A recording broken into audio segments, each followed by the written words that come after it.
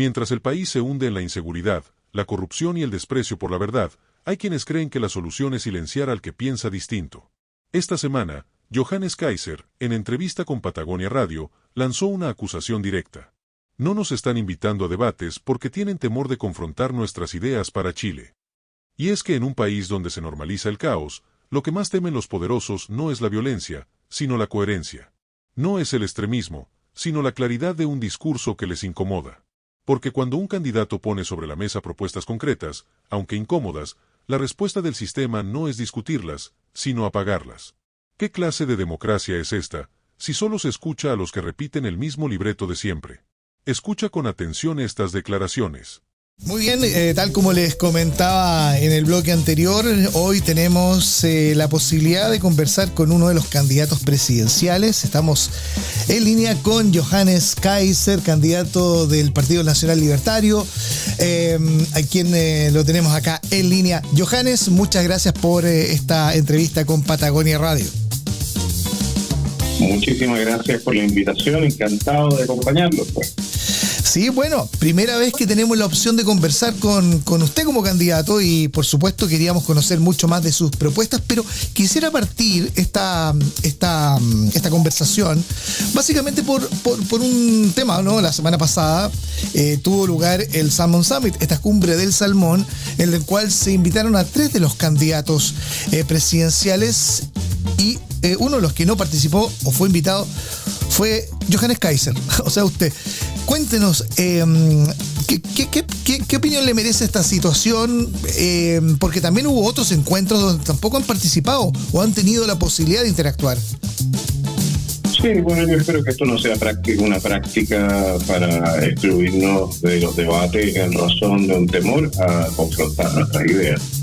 Creo que empobrece la discusión y las personas responsables son las que tienen que responder entonces a su propio público por no darles todas las opciones, no abrirles todas las opciones presidenciales que en este momento legítimamente están compitiendo por llegar a la moneda. Creo que es una pobre excusa la que han presentado hasta el momento y de hecho han habido declaraciones bastante contradictorias en estas materias.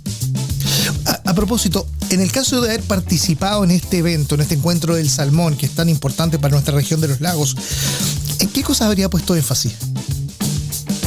Bueno, en esencia, en el desastre que ha sido la ley de Argenche, en el sistema de cuotas que la verdad es que coloca a una región en contra de la otra, conflictúa entonces a los pescadores, los artesanales y los industriales de regiones. Le habría puesto énfasis al tema medioambiental, de regulaciones medioambientales, que hace tan difícil la actividad, no solamente para quienes salen hoy día a trabajar en el mar, sino que también para quienes trabajan con los productos del mar. ¿No? Conectividad, acceso a mercados, todo ese tipo de cosas son temas que, en mi opinión, son puntos importantes a tocar, lo mismo que el valor del combustible, especialmente para los pescadores artesanales. Los costos del combustible son siempre relevantes en lo que es su operación, ¿no? Claro. Así es que, bueno, y por supuesto el tema de los impuestos. No hay que olvidar de que todo el mundo paga impuestos y yo supongo que las tasas impositivas, así como están en este momento, tampoco son algo que alegre los corazones de quienes tienen que arriesgar la vida en el mar, ¿no? Para traer el sustento acá.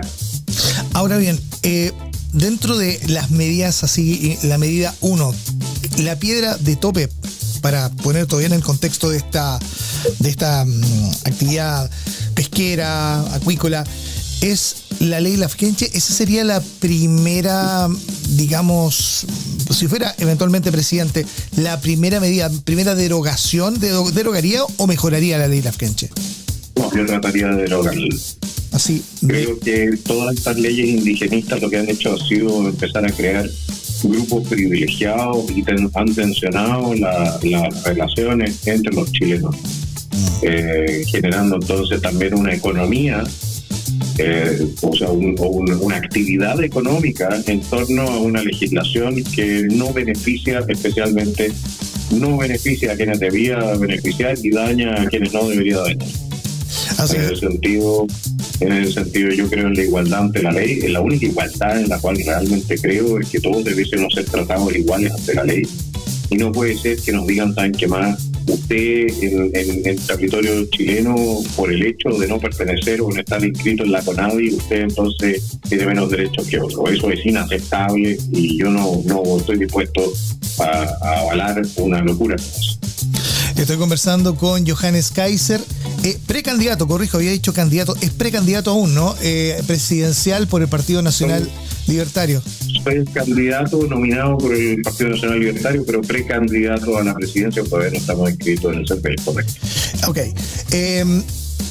Al respecto de lo que es ya la contienda netamente electoral, Johannes, la típica reflexión que hace gente afín a las ideas de derecha, que es ¿por qué no hay unión en el sector? ¿Qué pasa que históricamente la derecha no se pone de acuerdo como para ser competitiva?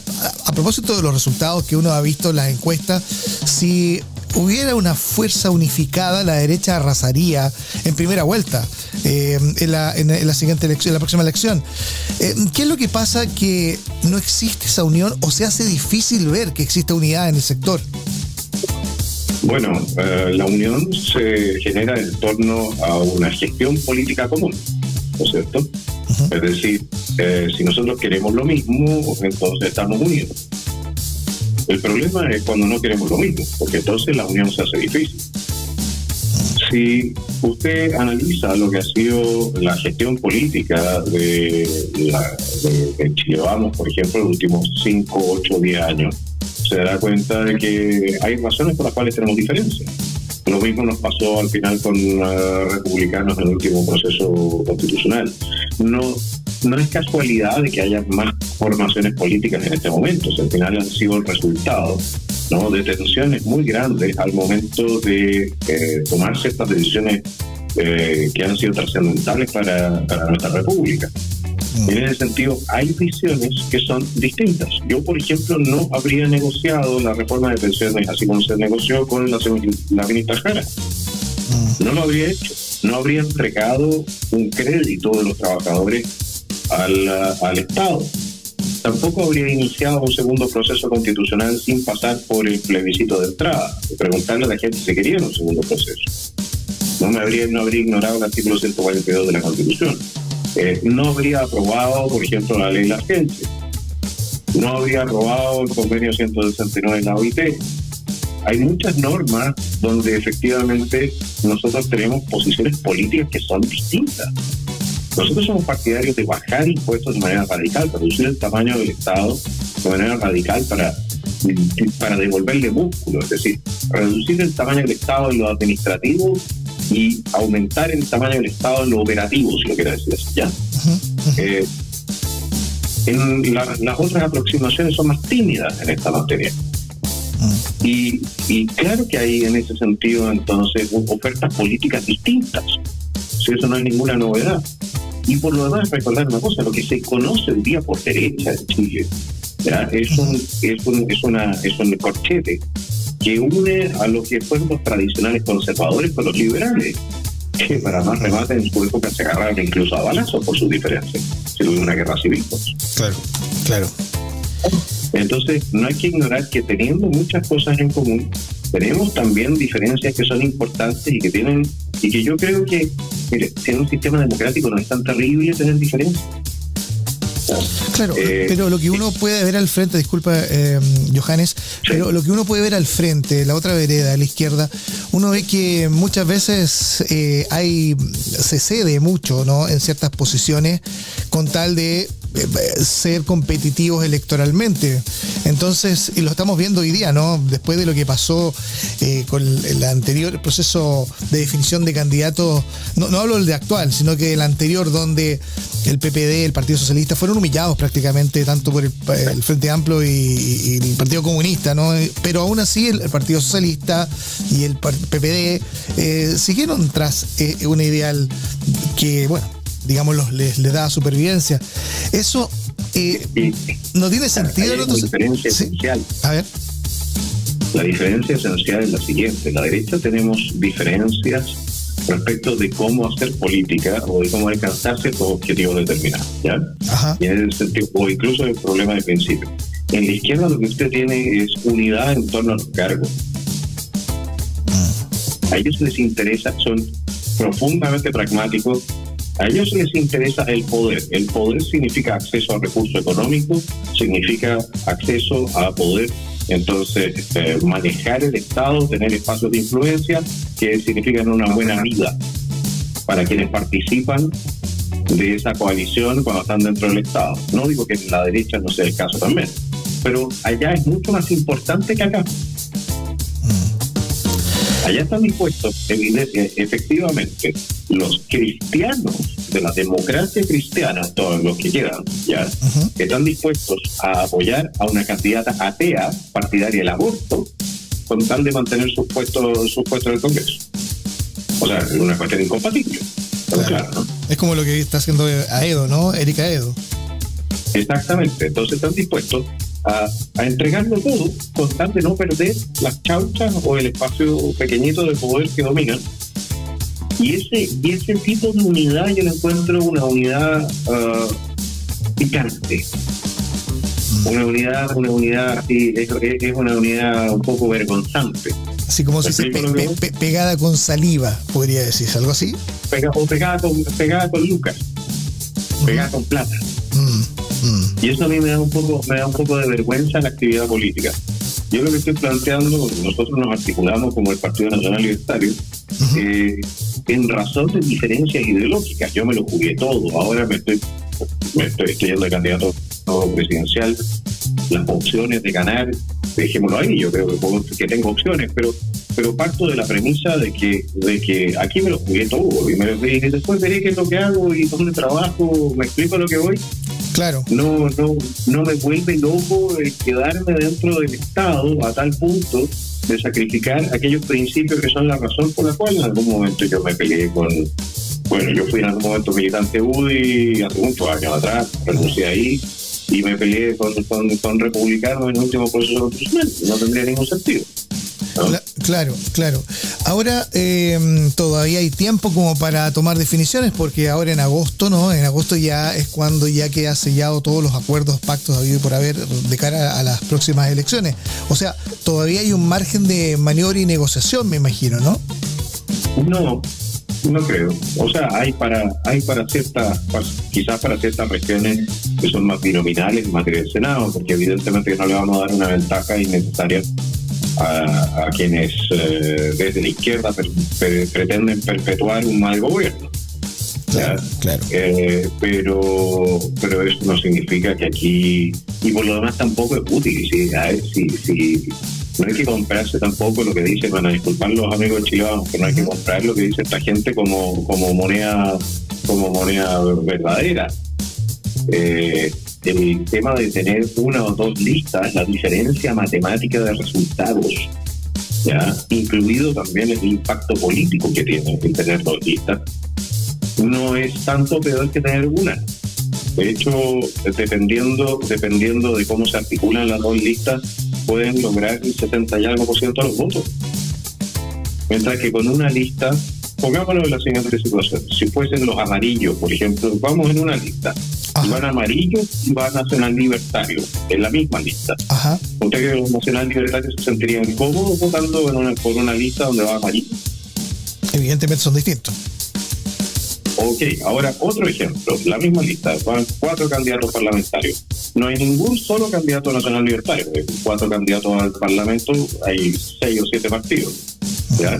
¿Estaría como un votante nacional libertario votando por esa lista? Puede ser que de repente anule o se vaya en blanco, o al revés, que un amarillo que no se ve representado vea que está aquí 2 candidatos republicanos, uno nacional libertario, uno la UDI. ¿Le pondría el voto a esa lista? No es tan sencillo. Sí, no es tan aritmético, ni no es tan 2 más 2 son 4, sino que también hay ciertos matices que da particularidad. Que son de tipo político, que son de sensibilidad electoral, que son de sensibilidad política del votante. Y uno no puede simplemente ignorar eso. Yo encantado de que todos los amarillos y los socialistas y los PPD estén todos votando por un candidato nacional libertario, pero la verdad es que así no funciona el tema, si esto no es una operación matemática pura. Estoy conversando con Johannes Kaiser, precandidato del Partido Nacional, diputado, precandidato presidencial del Partido Nacional Libertario aquí en Patagonia Radio. Johannes, yo te quiero hacer una pregunta sobre las nuevas generaciones y la política. Porque si bien es cierto, una de las cosas que le dio piso político al actual gobierno es una generación joven que se ha sentido afín a las ideas que promueve el progresismo o la izquierda, ¿no? Y hace algo histórico porque además ha habido toda una situación cultural que ha sido coherente con esas ideas, ¿no? Y eso obviamente ha influido en que jóvenes se sientan atraídos por esas ideales, ¿no? ¿Qué pasa o cómo lo ves tú desde el punto de vista de la derecha como tal? Hemos visto candidatos, por ejemplo, Javier Milei en Argentina, donde su bandera de lucha, más que política como tal, lo ha esgrimido como una bandera de lucha cultural, donde efectivamente es donde las ideas que promueven, ¿no es cierto?, hacen sentido en las nuevas generaciones o a quienes están formando su criterio político. ¿Cómo lo ves tú en Chile y cuál sería ese contexto? Mira, en principio, hasta lo siguiente, cuando tú en Chile, a ver, eso es un tema un poco contradictorio, porque la juventud en Chile quiere un cambio del sistema, pero el sistema que quieren cambiar lo quieren cambiar para profundizarlo. No sé si me explico. Es una paradoja. ¿Ya? O sea, por lo menos quienes están políticamente activos, nosotros tenemos ahora mucha gente libertaria, jóvenes activos, pero aquellos que son más visibles, que son esos actores jóvenes, el Instituto Nacional y cosas por el estilo, sí, ¿ya? No se dan cuenta qué tan serviles al sistema son cuando salen, por ejemplo, a exigir más Estado, a exigir más impuestos, a exigir, la verdad que están exigiendo menos libertad, están exigiendo menos control sobre su propia vida, están exigiendo menos oportunidades para sí mismos, y no lo saben porque, bueno, sus profesores no se lo dicen. Yo creo que nosotros hemos cometido un error fatal en no ir a dar, y vamos a corregirlo, en no ir a dar la pelea en todos sus ámbitos, para explicarle también a esos jóvenes que, bueno, muchos de los cuales han sido adoctrinados por profesores que creo muy irresponsables, ¿ya? Algunos profesores, muy grandes profesores también, que para la juventud la libertad es lo que hace la diferencia entre una vida plena y no. Y mientras más Estado encima tuyo, mientras más normas, mientras más reglas, mientras más restricciones, menos posibilidades tienes de terminar siendo la mejor versión de ti mismo. Ir evolucionando, ir emprendiendo, ir siendo crítico efectivamente de las estructuras. Yo lo que veo hoy día son jóvenes que dicen, no, yo soy súper revolucionario porque LGTB. Bueno, después y Coca-Cola está a favor, y el Estado está a favor, y tu profesor está a favor, y todos están a favor de lo mismo. Qué raro ser revolucionario contra el mismo sistema. O sea, la práctica no está siendo revolucionario, es propagandista del sistema que supuestamente estás combatiendo, pero le haces la vida a cuadritos, como lo hacen ciertos alumnos acá en Santiago, ¿no? A tus vecinos y a la gente que trata de transitar en paz por la Alameda porque sales a tirar bombas molotov, al servicio del mismo sistema que tú supuestamente estás combatiendo, un poco esquizofrénico, para ser honesto. Y eso lo tenemos que enfrentar desde una explicación de la realidad que también le haga sentido a los jóvenes y les aclare cómo están siendo privados de su futuro. Si no nos equivoquemos, los últimos 10, 15 años, con la reforma educacional y todo este tema, la reforma tributaria, la vida de los jóvenes hoy día ya no es como en nuestra época, que nosotros podíamos decir, nosotros vamos a tener una mejor vida que nuestros padres, y nuestros hijos van a tener una mejor vida que nosotros. Los jóvenes que hoy día están en el colegio y están siendo educados por lo demás para un mundo que ya no existe, con bastante con poca disciplina, con poco aprendizaje de esto, esos jóvenes tienen menos oportunidades que las que tuvimos nosotros. Y van a tener menos oportunidades en el futuro. ¿Por qué? Porque hemos ido cerrando las puertas y las ventanas. Bien.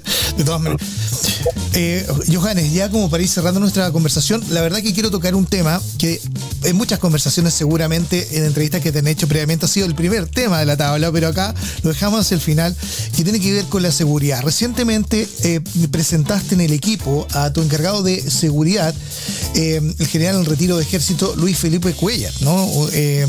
Correcto. Cuéntanos, Johannes, primero, ¿por qué esa es la persona que te hizo sentido para ser el líder de esta temática? ¿Y qué es lo que buscan? Obviamente yo entiendo que más seguridad, obviamente, pero ¿qué hace la diferencia con otras propuestas, ¿no?, que hemos estado escuchando respecto de la seguridad en nuestro país? Bueno, en primer lugar, yo no estoy proponiendo a Luis Felipe solamente como ministro de Seguridad, sino que también de Defensa. Sería un biministerio. ¿Me explico? Ok, sí.